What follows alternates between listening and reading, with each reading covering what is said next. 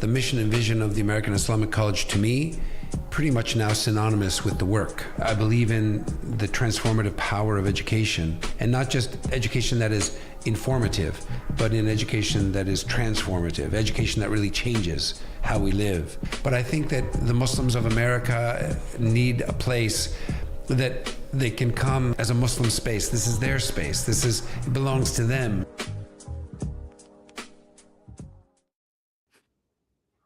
Assalamu alaikum. Wa alaykum assalam wa rahmatullahi wa barakatuh. Yeah, Doctor, part of my grief about the departure of Ramadan is also the fact that I'm not going to be sitting with you twice a week in these Ramadan unscripted sessions. I was just lamenting that today. Truly. That's so. Inshallah, this is the last night in Urdu. It's ek raat, baki hai. And AIC is also, you just pronounce it, it's ek. I was just looking at it. So tonight, see, there's terrible jokes. You won't miss me anymore. You'll be like, thank God. Alhamdulillah. No, and thank you for bringing up the American Islamic College. I would be a terrible used car salesman. I wouldn't be able to sell something I don't believe in.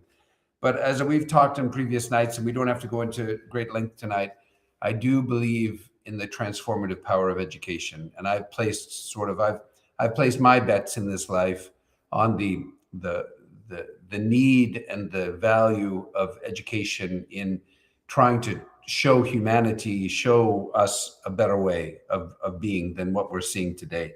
And so I want to, without any embarrassment, I would like to invite people to support this, to support the American Islamic College. There's a QR code here that would take you to a site for donation. But we really, we can't do this without a community that supports us. And so if we value these kinds of conversations, if we value education and its role in not just sort of as a Band-Aid to try to attend to the great harm that's happening now, and we need to be on the front lines and feeding the poor and administering to those who are wounded and violated and brutalized by what's happening in the world. All of those causes are worthy of our support.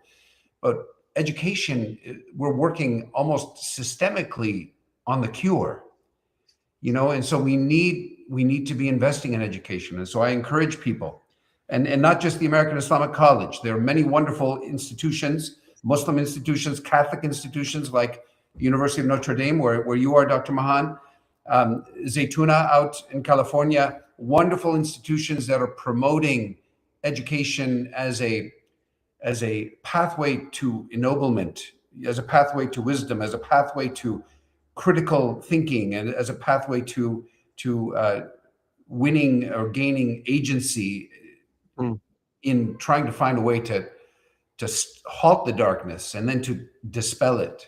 And so I would encourage everyone to think about investing in education tonight. Yes. That's going to be my only fundraising appeal.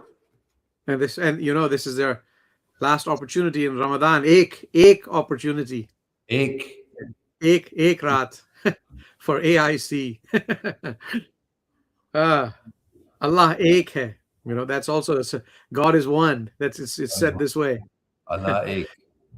Yeah. Wow. Alhamdulillah. Before we jump in, I told you that I received a lovely note. There are so many ways that people can message us these days that I sometimes miss. We've got the Instagram and Facebook Messenger and all the different email accounts that we have and all these different ways, and WhatsApp, and now we have Signal, and I have a newest one. I can't remember even what it's called, but it's another one. But I got a message from someone I haven't been in touch with for years, someone I went to high school with, Catholic high school in Portland, Oregon, someone I respected greatly then for reasons we don't have to go into tonight, but someone I had a deep sense of respect for, but someone, I've been out of touch with, whom I've been out of touch. And somehow he found Ramadan Unscripted. And so I get this note out of the blue. Hi, Tim. That's me. Hi, Tim. I It's not just me. watched. Yeah, in another life. That's how I was on. But Inshallah. I just watched Ramadan Unscripted, session 8. That was our last one. It is a great reminder that we are all here for common good. For several years, I worked with Special Operations Command all over the world, including the Middle East. And now I work for the Department of Veterans Affairs, putting people back together. Growing up as I did, I learned to recognize the strengths of people who are different than me. Same desires, different perspectives. No matter where I was in the darkest times, there was always kindness that led me to the light. While the constant fear and war changes people, fundamentally, we only want to do the right thing and give a good life to our family as we glorify God. Isn't that beautiful? Beautiful. And so what a inspiring note from a friend transcending time and place, and who somehow found his way and had the great courtesy of putting up with an hour of me. I'm sure maybe half an hour, because the other half was you, and that was good. But spending time to watch Ramadan Unscripted and responding in such a beautiful and inspiring way. So we're not alone. Yeah. We're not alone in this, Mahan. Yeah. And that, I mean, last time we talked about 49:13 from Hujurat, Yeah. And that it really has a beautiful message for our moment where we're just unable to recognize one another and see each other's humanity. Well, we don't but even. We're here the last night. Where do you want to take us? No. I'm struck by a number of things. As everyone knows, or most people know, the Qur'an is almost counter chronological, not entirely, but almost counter chronological in its ordering, the ordering of the recitations, the ordering of the surahs, the chapters of the Qur'an, if we can call them that. And so as we get to the end of the Qur'an, we're actually getting to the very beginning of the prophetic period, when the prophet was just beginning to receive revelations, and they were short and poetic and ethically very lots of ethical imperatives about the orphans, feeding the hungry and taking care of orphans, and putting faith into practice and not turning religion into a lie. So one of the themes that comes up tonight is like this idea of turning religion into a lie, takdhib ad-din, But the other thing is that we're surrounded with apocalyptic ideation right now. We see World War III, we see like all this online and all of this talk from, some of it's from religious perspectives, some of it is from more kind of survival perspectives, but there's a lot of talk about sort of the collapsing of the world right now. And the one thing that I've noticed that really stood out to me this time as I was reading through these final chapters of the Quran is the amount of apocalyptic imagery. Like, this is an undeniable feature of Quranic messaging throughout, but in the earliest Meccan period, it's very powerful. And so I'm wondering if you could, I have such a huge list of surahs where, it's profoundly apocalyptic. And so I thought maybe we could spend a few uncomfortable minutes just talking about what that looks like in the Meccan period and what it's doing here. What do you think? Yes, sure. If you want to preface that a little bit, we can just quickly sequence through some of the very first revelations. Okay. And then get into this message. And I'm looking, at just the very, very first, what we understand to be the very first revelation, Surat Alaq, and its first 5 verses, Bismillah ar-Rahman ar-Rahim. And the very first word, Iqra. This is number 96, everyone. Surah number 96. And the very first word, revealed chronologically. It doesn't appear in in that sequence. It comes later, as you pointed out. But and the very first word he hears the Prophet sallallahu alaihi wasallam, may the peace and blessings of God be upon him, that he hears from the angel is Iqra, which is rendered as proclaim or recite or read. Most often it's translated as read, but we know that he was unlettered and he wasn't receiving a written scripture, so it was recite. And the tradition, brings it to life, where we hear of how this scene transpired, where he describes how he felt the apparition and then responded to it, and he said, read, and he was frightened, and he said, I'm not a reciter, ma ana biqari, I'm not a reciter. Or I sometimes translate it as that I cannot read. Right. And it said thrice, read in the name of your Lord, Bismi Rabbik. And Bismi Rabbik alladhi khalaq, who created. Do you think, what does this bring to your, what do you feel, what do you think about when you meditate on this as being the first? Recite or read in the name of your Lord who created. Khalaqal, and then repeat, Khalaqal insan, the human being. Min alaq. So there's a rhyme there, and it's the deep-throated letters. I think we talked about this last time, where in the first 5 verses there's this beautiful movement of where the sounds are generated from the deep, from the depths. Khalaqa, alaqa, and then it comes up. Iqra wa rabbukal akram. She comes comes out to the lips. Alladhi allama bil qalam. And then it goes more, allama al insana ma lam ya'lam. It's these things have also been studied, the sonic aspects of the Qur'an and their connection to meaning. But so anyways, go ahead. No. Why don't you walk us through that same passage in English too? So I have read. This is Abdullah Yusuf Ali. Read or proclaim in the name of thy Lord and Cherisher, who created man out of a mere clot of congealed blood or a clinging form.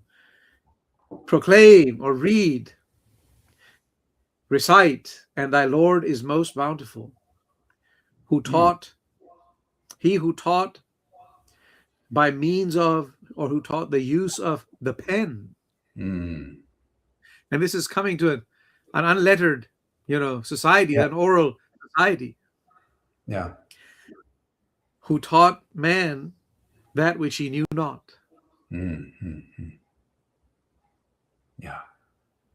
So what is it that we did not know? What is it that we could not access through reason or extrapolation or inference? This is right. And I think that answers, that leads to what you were saying, what's in these early revelations. And you remember what Azhar said, there's some good news and some bad news. And so a lot of these are apocalyptic scenes, and that we will be raised again and we'll be accountable. I mean, these are things that they were not paying attention to and denied. When we're dust and bones, we'll be raised. What kind of a worldview are you giving us? Right. Yeah. Even, we've all known people who have passed away during Ramadan, and we're reminded in our funerary traditions in Islam that one of the first things we always say is that surely we belong to God, and to God we are returning. And so there's this notion that we didn't come from here, right? And we're not going to stay here, and we're going home to somewhere else. And so we find this same kind of consciousness, wayfarer consciousness in the New Testament as well, right? In the Christian teachings about being a stranger in the world, being a wayfarer in the world. But this is also very strong and emphasized in the Qur'an. And you're right, the pre-Islamic Arabs, right? And others, but the original audience, they had no sense of an afterlife. They didn't think it was scientifically plausible that we would be resurrected or that we would be raised up. And they also, the Quran is constantly highlighting figures who thought like Qarun and like Pharaoh and these characters in the Quran that thought they were almost like gods, right? They thought they were immune to sickness or to calamity because they had so much power and so much wealth, and yet they all were undone. And that's why the Quran is constantly saying, haven't they not traveled through the land and see the ruins of civilizations that came before, and haven't they pondered what happened and how these high and mighty and advanced civilizations, are now nothing, are now no more?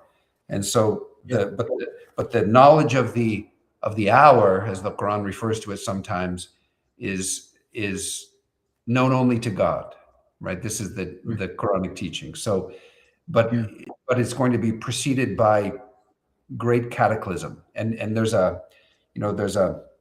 I remember reading in Fazlur Rahman's book on nature, right, on the major themes of the Quran, in his chapter on nature, how he talked about how within the Quranic sense of the apocalypse, the end of the world, how natural order will be reversed and undone. And even human order, according to the Prophet's own teachings, upon him be peace, that in the end times, one of the signs of the end times is that vice will be considered virtue. So vicious people will be considered virtuous, and virtuous people will be criminalized and will be regarded as being vicious. So there's going to be almost a reversal of the moral order and a reversal of the natural order. And so in these passages for tonight, we read about how the oceans will boil and how the mountains will be flattened. And there's this, but it's very, very dramatic and very these short poetic surahs really, they give you a real vivid sense of how cataclysmic it will be. Yeah, and they emphasize the return. So the next three verses, Kalla innal insana la yatgha, like nay, but man exceeds all bounds. Ar-ra'ahu istaghna, he sees himself as self-sufficient or independent. Inna ila rabbika ruj'a. But is your return. the return is to your Lord. And so this is another theme that's emphasized here, that it's coming and you're coming back. Yeah. And there'll be accountability. Yeah. So this is the heart of it. That's it. I want to just preface, if you've got other places to go, we can go. No, we don't have to go into great detail, but this is certainly one of the things that in this last section of the Quran that to me is very pronounced, right? This sense of and then we got go ahead. I can take you one more place that I really love here. All of this is we can continue to explore, but I'm looking at surah number 83. Here it is. It's surah al-mutaffifin.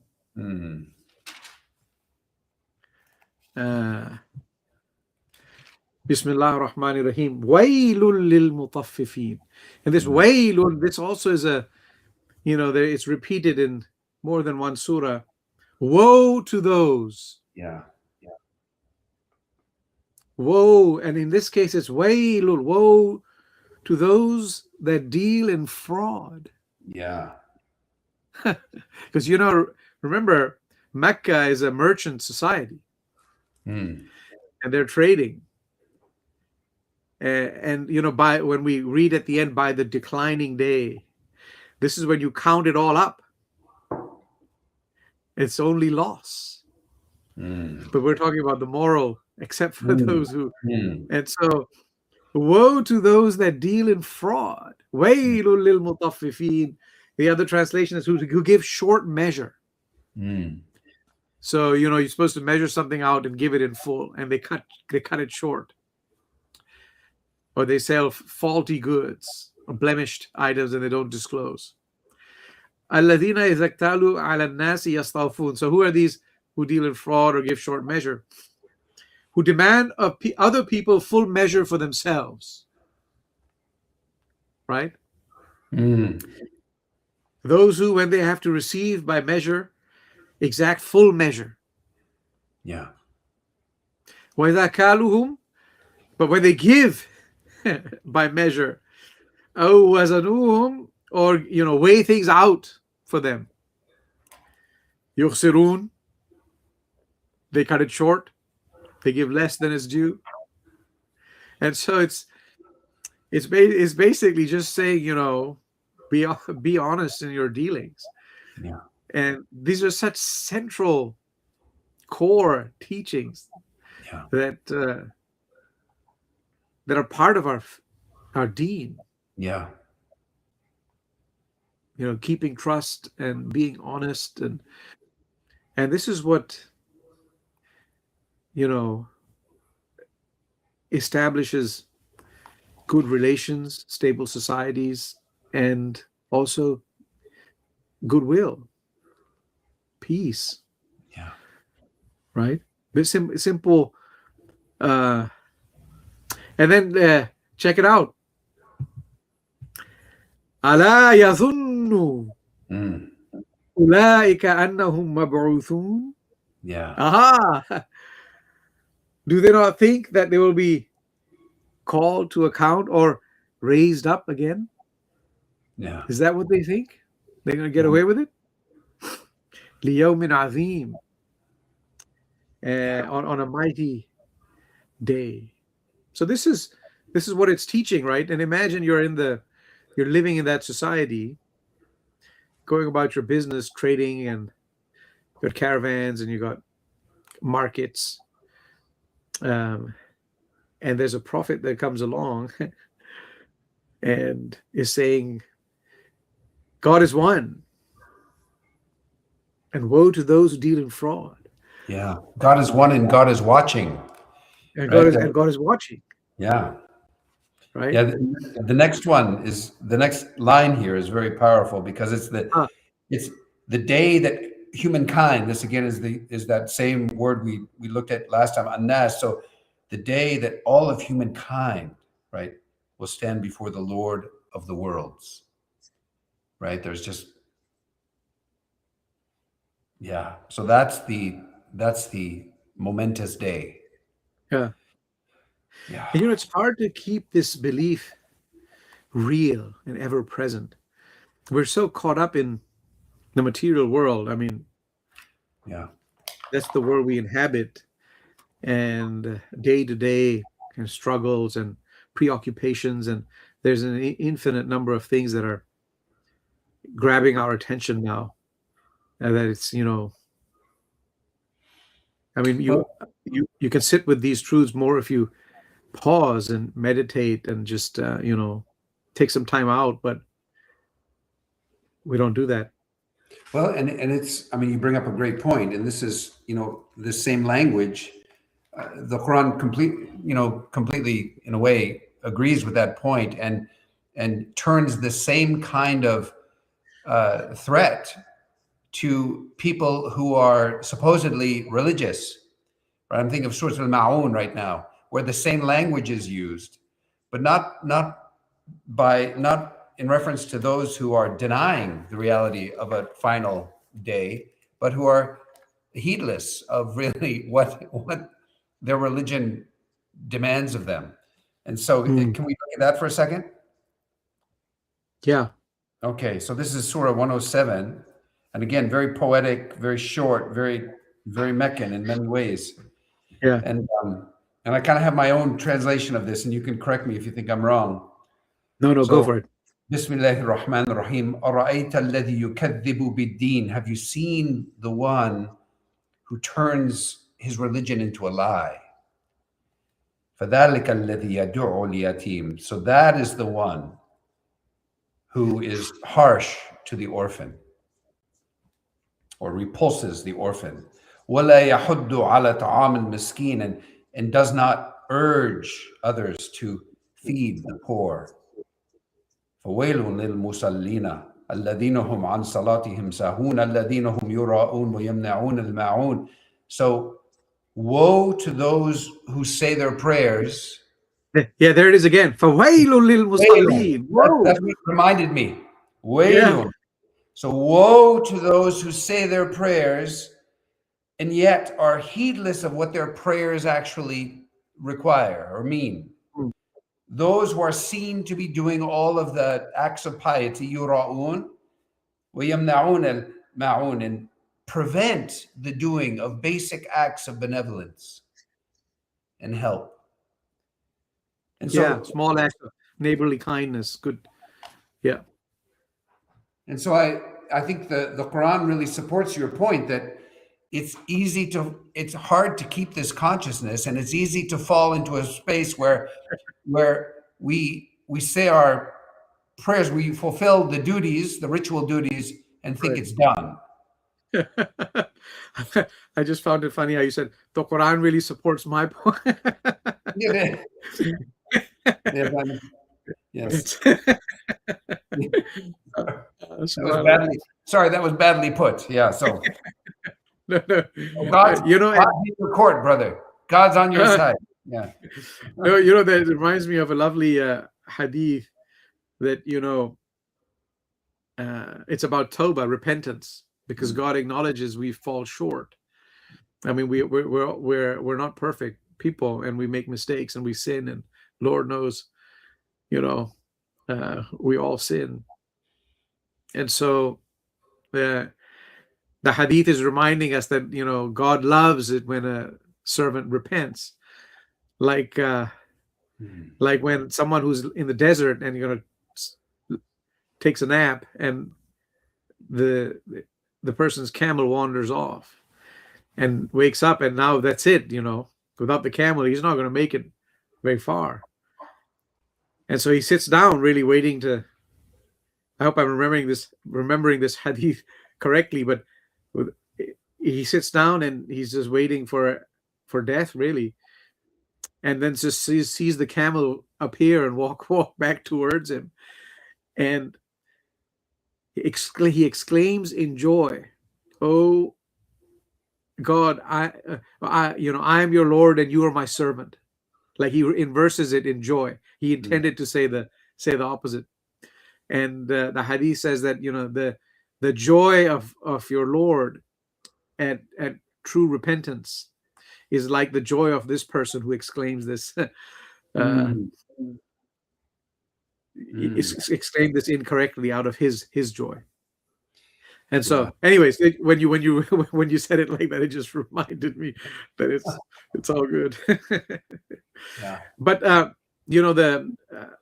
again, the surah that you recited, have you seen the one who makes a lie of his religion or denies the judgment? Ad-Din, Maliki Yawm ad-Din. It can also be makes a lie of religion or denies the judgment, or how we want to translate it. And when you just sit with that question and we think about our own ideas of what such a person would be like, we think of all kinds of things that are related to ritual observance and praying properly or on time, and which are all important things.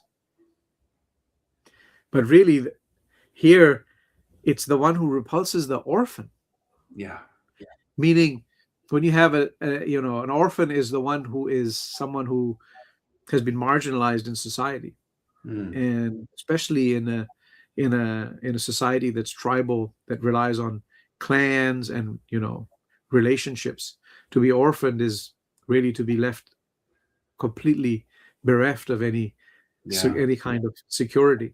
Yeah, and so the Islam is coming to say that it is our religious duty to shelter such a person, to not shun such a person. And this is all part of these early revelations where it's reformulating the whole worldview. And people have to decide if it resonates with them, Right.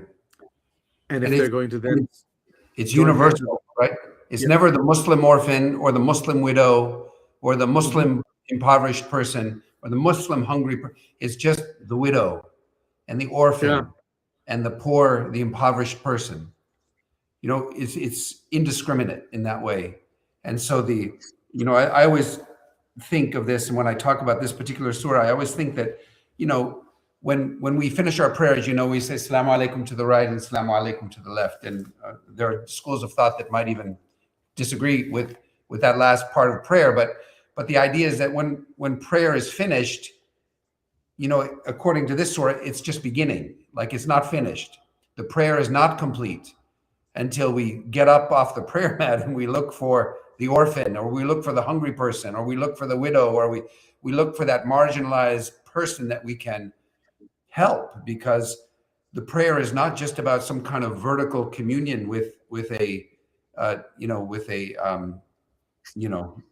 transcendent deity. It's about what we do here and what we do on the ground. And we have numerous reports, both in the Qur'an and even in the New Testament, about people who lived less than perfect lives, but who were merciful to an animal, or who showed mercy to someone, and because of that act of mercy, everything else was forgiven and forgiven.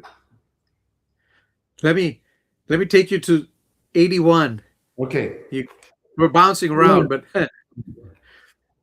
yeah, because I was going to ask you about this one. Oh. Yeah, no, 81. So Bismillah ar-Rahman ar-Rahim. Iza shamsu kuwirat. So you've got your apocalyptic. When the sun is shrouded in darkness, or with a spacious light is folded up. وَإِذَا النُّجُومُ كَدَرَتْ. When the stars fall, losing their luster. وَإِذَا الْجِبَالُ سُيِّرَتْ. And when the mountains are set in motion, or they vanish like a mirage. وَإِذَا الْعِشَارُ أُطِّلَتْ. So this is all kind of, there'll be these are apocalyptic scenes, right, where the earth is transforming. And when the she-camels, pregnant she-camels, are abandoned.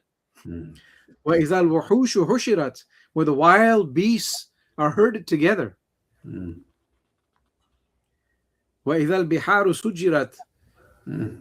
the seas boil over. When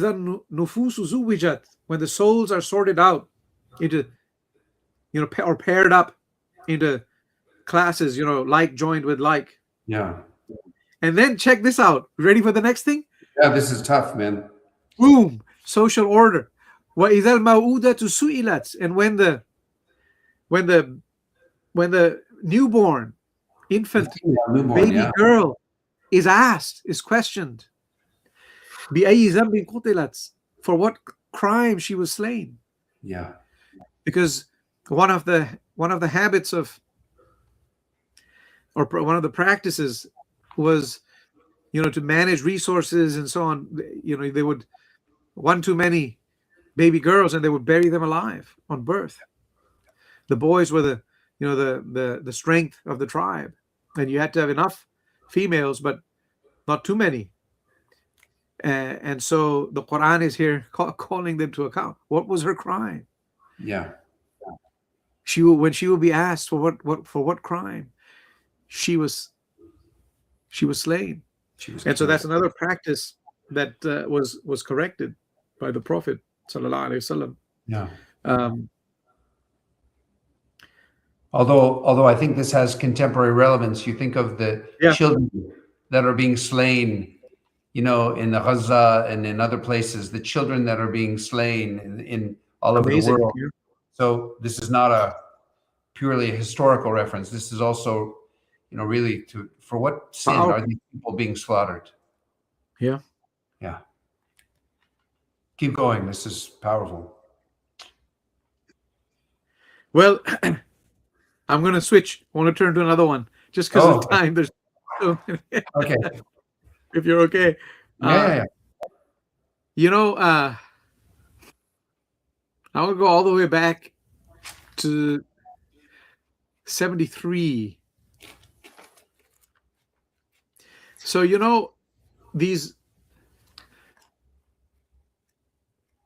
73 and 74 together. Actually, yeah, 73 first. So, Ya ayyuhal muzammil. Yeah. This is addressing the Prophet. It's one of the earliest revelations. Oh, thou folded in garments. And this is, as we understand through the seerah, the biography of the Prophet, sallallahu alaihi wasallam, may the peace and blessings of God be upon him, that after he came down from the cave with having had this encounter with the angel, Iqra, read, and he was overcome and didn't know how to fully interpret that experience, which is something we find out later in Surah Al-Baqarah. Amana Rasul bima unzila ilayhi. He actually actively believed in it, right? But first he had to make sense of it. It wasn't automatic. And so he comes to his wife, Khadija, and he tells her, and he's, kind of shivering and shaken. And so she wraps him up. And so this is now addressing the one who's enshrouded, folded in garments, enfolded in your cloak. Qum al-layla illa qalila. Stand to prayer by night. Illa qalila. Qum al-layl, stand in the night in prayer.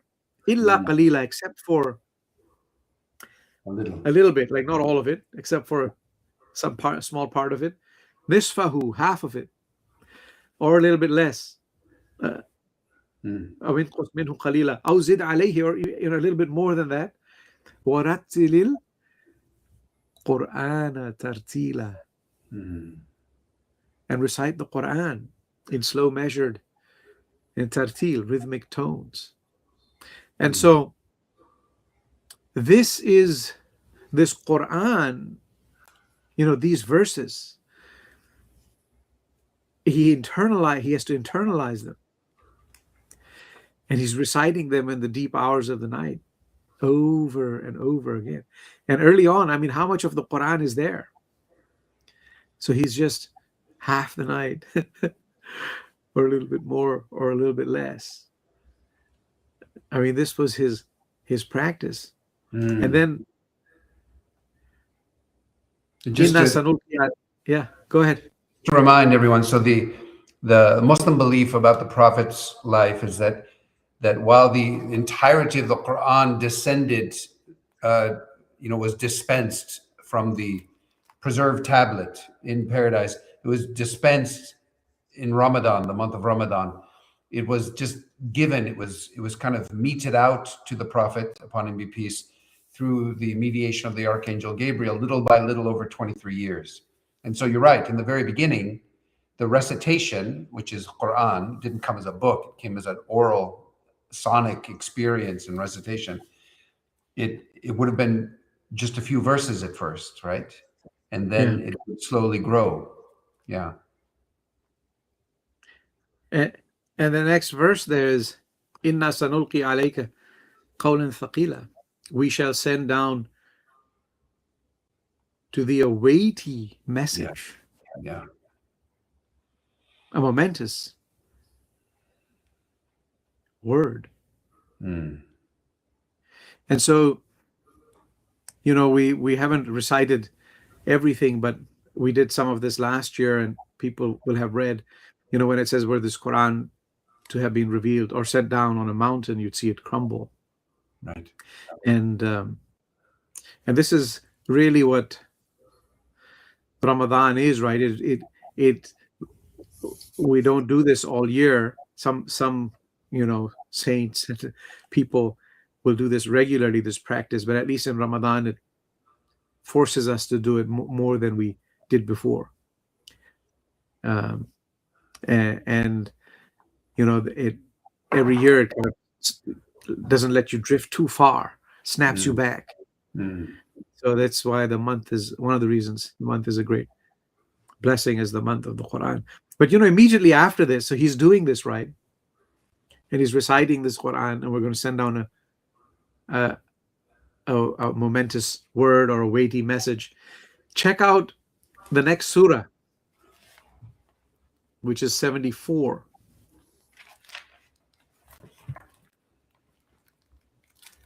Ya ayyuhal muddathir. Oh, so it's like Ya ayyuhal muzammil, Ya ayyuhal muddathir. This is another one of those lovely pairs, right? And we haven't highlighted the pairs as much as we did last time. And there are a number of surahs that have these beautiful pairings with complementarity. I think we may have mentioned that just a little bit with Al-Baqarah and Al-Imran again. But here you see it with these two again. Ya ayyuhal muzammil, Ya ayyuhal muddathir. Again, similar meaning. Oh, thou wrapped up in the mantle or wrapped up in your cloak. There was qumil layl, stand in the night. And here it's qum fa'anzir, stand and warn.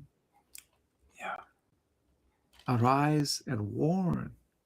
And so in the he's facing his Lord half the night, and not that he stops doing that, but now having been fortified perhaps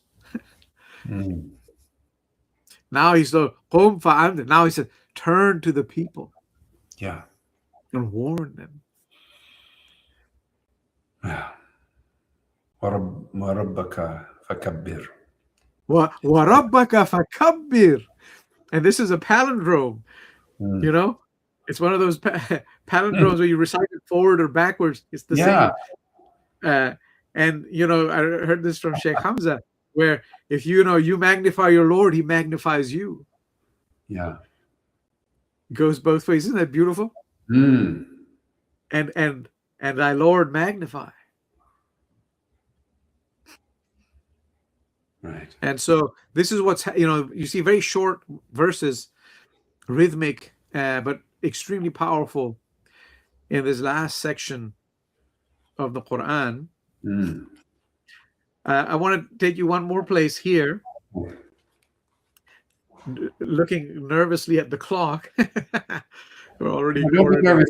It's our last night, but just to emphasize that if we continue with Surah 74, we'll see that apocalyptic reference to the trumpet and to it's like there's a sense of imminence, the imminence of the hour, right? It's like it could come anytime. Do you want to read some of that? No, it's okay. Let's take us to the next place. Let's follow your lead, and then we'll see where we are. I want to go to Surah 68. Okay. Which is actually Al-Qalam, the pen. That's the name of the surah. And it begins with this one single alphabet. Only this one comes once. You see Alif Lam Mim or Alif Lam Mim Ra, and there was a bunch of Ha Mims, and there's one Qaf and one Sad, singular. Kaf, Ha, Ya, Ain, Sad, which is, these are the mysterious letters with which surah opens. And this one is, I love this because it's Noon. Just the letter Noon. And the tafsirs speak about the symbolisms of these letters. It's, nobody really knows what they mean. Wal qalami wa ma yasturun. So beautiful. So by the pen, wal qalam, and by all that they write. Ma anta bi ni'mati rabbika bi majnoon. Your Lord's grace does not make you, Prophet, a madman, or thou art not by the grace of thy Lord mad or possessed. Because he's reciting this stuff, and now he's warning the people, and the people are saying he's crazy. Something's come over him. He's possessed. Mm. Majnoon. This is from the jinn. A jinn has taken over him. Right. Basically, he's mad.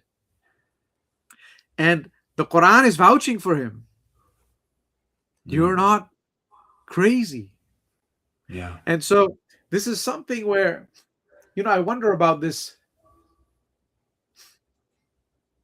I think about this a lot for myself. I'm really full of self-doubt so many times. When you said things are inverted, the first thought that came to my mind was, that's why I'm sitting here.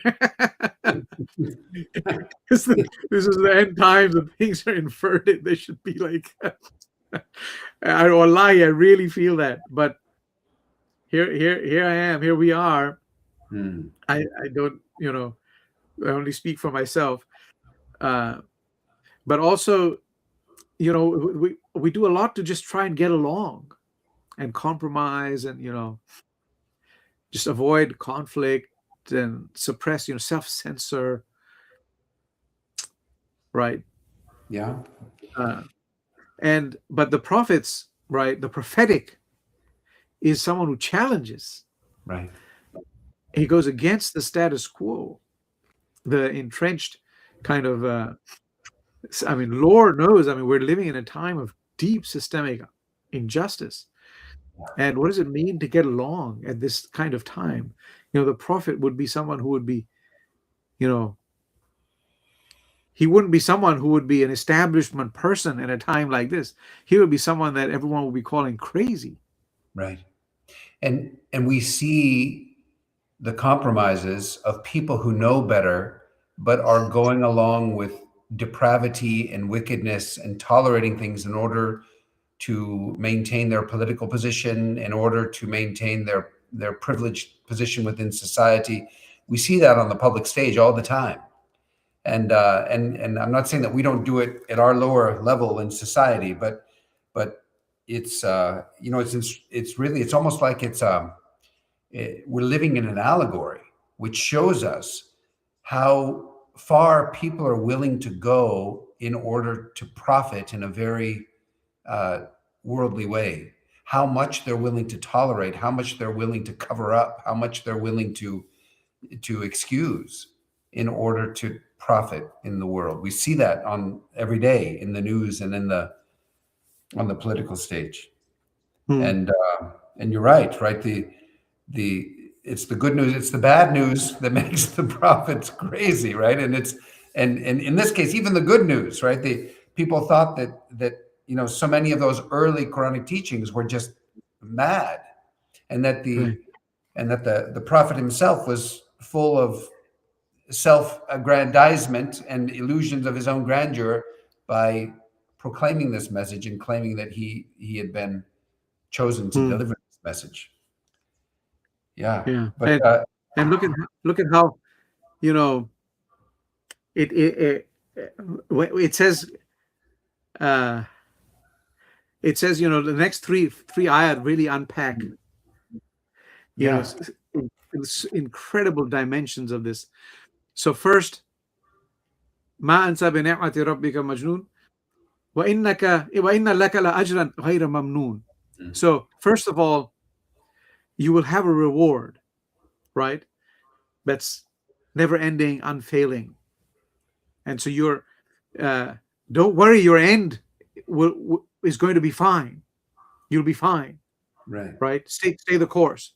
So first it speaks of the ends, and then it says, what is it that is one thing that safeguards from kind of madness or being madness or crazy or misguided or on the wrong path. وَإِنَّكَ لَعَلَى خُلُقٍ عَظِيمٍ. You have a tremendously, high character, an exalted, one of strong and exalted, great character. And so, although his message was, something that many of them weren't able to immediately digest, he was a good man. And that is something that is, a testimony, on his behalf is his character. And so we have to have, good character just like put up there right there foremost, and then فَسَتُبْصِرُ وَيُبْصِرُونَ. You will see and they will see. Like, don't take this moment as the final moment. Right. Because we get caught up in this, like, why is this happening? Wow. And so it's like, don't let this moment be something that overcomes, just vanquishes your hopes. بِأَيِّكُمُ الْمَفْتُونَ. Which one of you is it afflicted with madness? Yeah. So soon you'll see, and they're going to see too, which of you is afflicted with madness. It reminds me, and I don't, I don't mean to, bring the conversation down, but it does remind me of a beautiful lyric from Bob Marley, who sang that time will tell. You think you're in heaven, but you're living in hell. Right? There's this sense that, that right now you think you're in heaven, like these characters, Pharaoh and the Qarun, these characters in the Qur'an that are so full of themselves, so self-aggrandizing, so proud, so haughty, so condescending to everybody else. You think you're in heaven, but you're living in hell. Time will tell. That's what Time will tell. Time will tell. فَسَتُبْصِرُ وَيُبْصِرُونَ. Exactly. That's the message here. And and this notion of being prophetic, Muslims believe, of course, as the Quran says, that Muhammad is the seal of the prophets. And most Muslims, meaning that he was sent to affirm and confirm, to verify and clarify what all the prophets before him brought and taught. And most Muslims today also translate that as last, meaning the last of the prophets. And so even with that kind of on the table, there is no so putting prophecy aside, there's still a need to live a prophetic life, and I think I reflected on that so much, at the funeral of Muhammad Ali, that rahimahullah, may God be merciful to him, who offended so many people. Oh my God, in his life he was fearless in offending people, and yet at his death, even those people that were against him in life were there at the funeral saying, "Oh, we love Muhammad Ali, he was like such a great American, such a great humanitarian." But you see how in his life he was willing. He even lost his title. He lost his livelihood because of his fearlessness and his principled stance.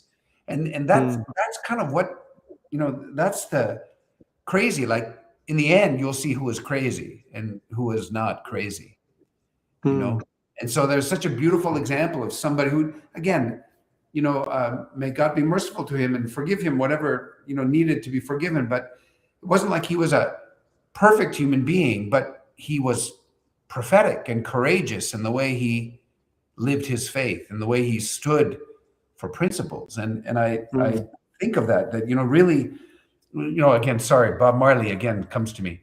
He says in another song, he says, and this is in Jah Live, he says, "The truth is an offense, but it's not a sin." I think I've quoted that in these Ramadan Unscripted before. But the idea is that prophecy itself is offensive, right? It's just because it's to live a prophetic life or to stand up for principles means that, like, we're going to offend people. And that's in direct contrast to what you talked about, is just getting along. There's so much that we're just allowing to pass, or we're just going along with in the world that we know is systemically wrong. And we just know it.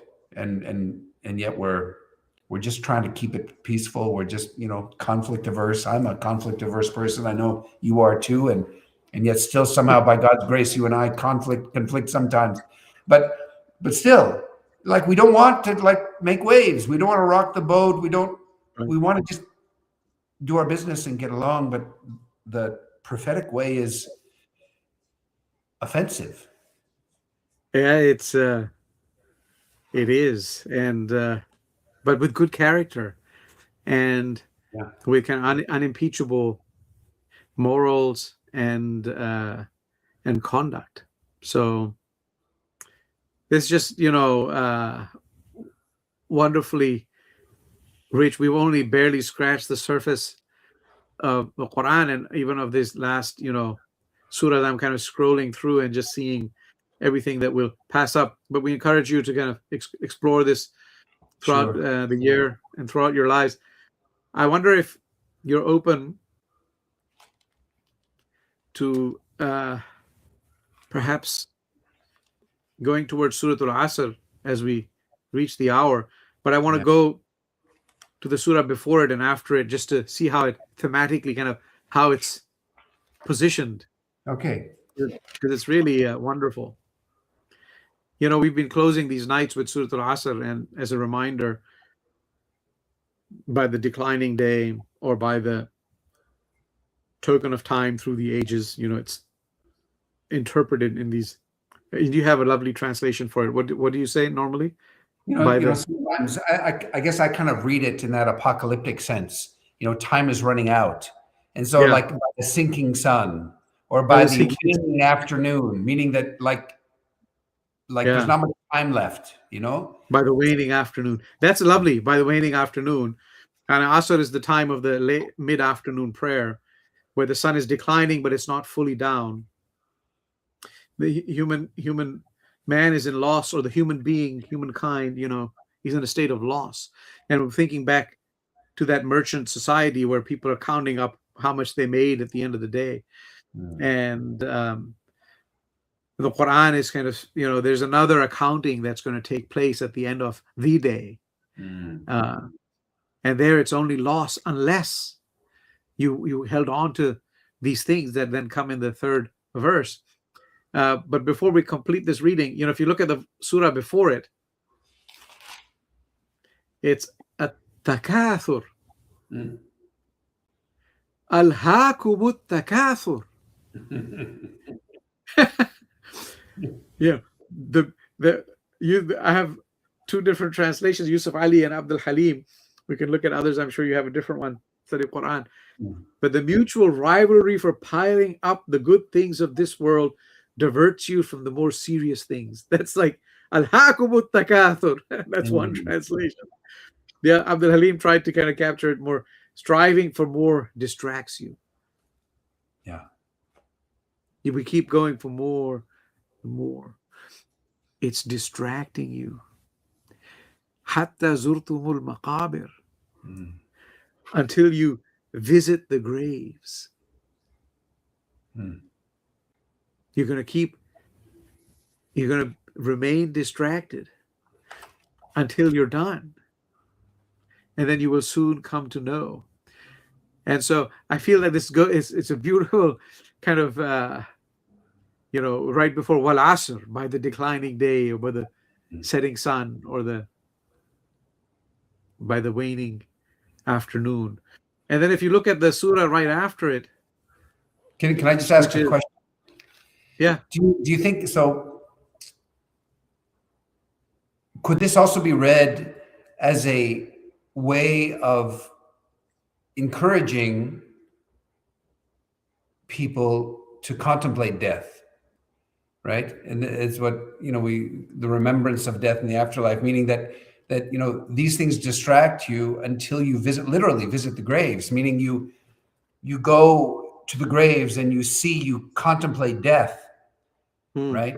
And it can be a clarifying spiritual exercise to contemplate mortality, to contemplate where it ends, that we're all going to be there. We're all going to be there, yeah. And so I'm wondering if the hatta here is the zortum could be also taken as literally, like until you visit. Yeah. The graves. No.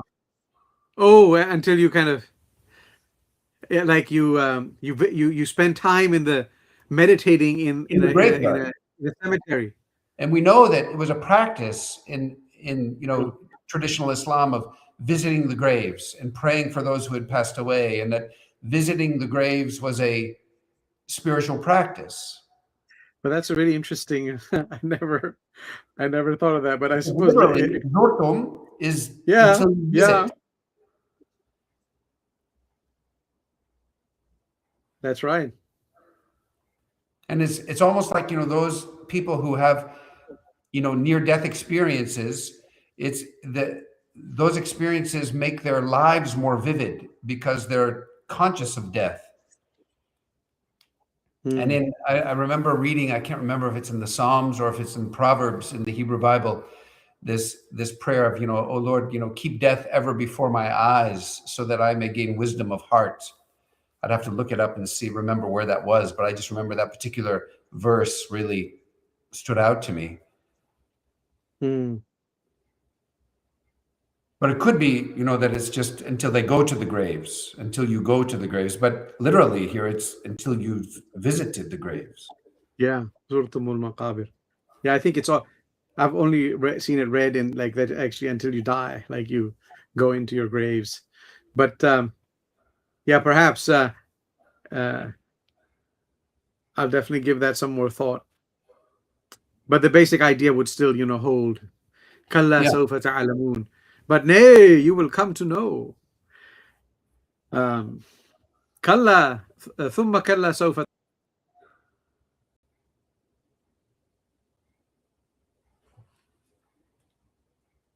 I think we've lost our beloved Dr. Mahan as he was in the middle of making a beautiful point.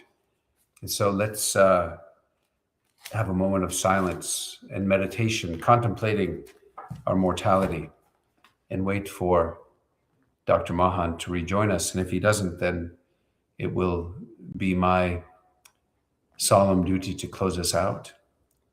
Dr. Mahan is coming back. Sorry. We've had a moment of silence, contemplating our mortality while you were in the ghaiba. Yes, you were. Just like that, it's going to be over one day. Yeah. Uh, Okay, yeah. you were taking us to the next. Taking us. Yeah, let me. Sorry about that. I don't know. It just kind of shut down. All right. Yeah, the one right after Surah Al-Asr. Bismillah ar-Rahman ar-Rahim. Again, wailul. Whoa. There we go. Wailul li kulli humazatil lumaza. Woe to every fault-finding backbiter. Mm. And it explains which kind, right? Because you can have different kinds of when you have to talk about someone behind their backs. Alladhi jama'a mala wa addada. This is the one who amasses riches, counting them over and over. But they're always kind of trying to do one up someone else, go behind them, undercut them, self-aggrandize. And it has to do again with amassing wealth and counting it up, and thinking you'll live Yahsabu. forever. Yeah, yahsabu anna malahu akhlada, thinking that his wealth will make him immortal. Allah. Oh no. He will be thrust into the crusher. This is one. La yumbazanna fil hutama. Or by no means he will be surely thrown into that which breaks to pieces. Be crushed. And so the surah has a few more verses, but you can see these two are right in between them is wal asr. Yeah. By the declining day. Let me see the translation here with the study of Qur'an. And Dr. Israr used to say that this is the whole Qur'an is in a way a tafsir of Surah Al-Asr. Because that's it's trying to save you. So you got Iman and righteous deeds and calling towards that which is al-haq. I mean, we know the Quran is haq, and then being patient and persevering. Basically, all aspects of the Quran can be seen as an exfoliation of these. this kernel. Yeah. And so you have sayings, there's a couple of sayings of Imam Shafi'i that he would narrate, that if human beings would respect would reflect on only this surah would be sufficient. Wow. Like if you really take it to its logical conclusion. There's one, I don't know if I talk about its, I don't want to, I see we're out of time. No, we're okay. But I'll do one more thing. It's actually, some people find it a little bit weird, but if you look at the surah itself, I like the weird stuff. If you look at the surah, it's like wal asr, right? The one word. Yeah. And then innal insana lafi khusr, just a little bit longer. Yeah. And then illa alladhina amanu wa amilu salihati wa tawasaw bil haqqi wa tawasaw bis sabr, like a really long last. And so there's this scholar, Neil Robinson. He wrote this book, I think it's called Discovering the Qur'an. I remember reading in the surah where he says that some people have looked at the surah, some, scholars were critical of the Qur'an and read it, in its literary sense and say, well, it looks like the last verse has, it doesn't go with the rest of the surah. It's just kind of out of place in the way that it sounds. Perhaps it should have been, it was originally wal asr innal insana lafi khusr illa alladhina amanu. But then, as the message developed and so on, and people kind of put it together, they decided that it should also have these other things, and so he said, but wait a minute. If you think about this, and he pointed out something super interesting, and it reminded me of la yashba'u minhu al-ulama, like the scholars will never be satiated from the Quran. Like la tanqadi ajaibu, his wonders will never cease. Because people say, well, why do you say stuff that nobody ever said about this before? But a new question arose. Right. And he thought about this, and he said, look, asr, like, the root ayn sad ra, it all, the word asir, like juice, to squeeze, to press, right? Yeah. And so it's got that kind of wala asr, ayn sad ra, right? Mm-hmm. And if you think of iman, belief, real belief, it should manifest right in the world. And so if you really squeeze it right, you get all the other things. And if you look at the rest of that ayah after illa ladina amanu, it begins with the ayn, like wal asr. And then it has 6 sads. عملوا الصالحات وتواصوا بالحق وتواصوا بالصبر. And then it ends with the ra. Asr. And so he says, no, this has got to be the way it's meant to be. It could be no other way. I thought that was really a fantastic and fascinating kind of meditation on this. But what it does here also, just thematically, is it cannot separate belief from living righteously. Yeah. There's always the debate about faith and works. Yes. Certainly in the Christian tradition, the notion of salvation by faith alone or faith and works, but the Quran never has faith in exclusion. It's always, and I'm thinking now of Surah Al-Tin as well. The Surah of the Fig, where it's always going to be those who believe and who do righteous and who live righteously or do beautiful deeds and here that includes, right, without separation, encouraging one another in the truth and encouraging one another in patience. And so there's this sense how the Quran never really separates or splits belief from the doing from righteous living. They're always together in the Quran, always. Mm-hmm. Yeah, absolutely. And I think, here, it definitely kind of that's what it seems to be saying. Mm. That these seem like four things, but they're actually one thing, or Right. four things that are really essentially one thing. Yeah. Well, my friend, Oh, the hour is nigh. Actually, yeah. it's behind us.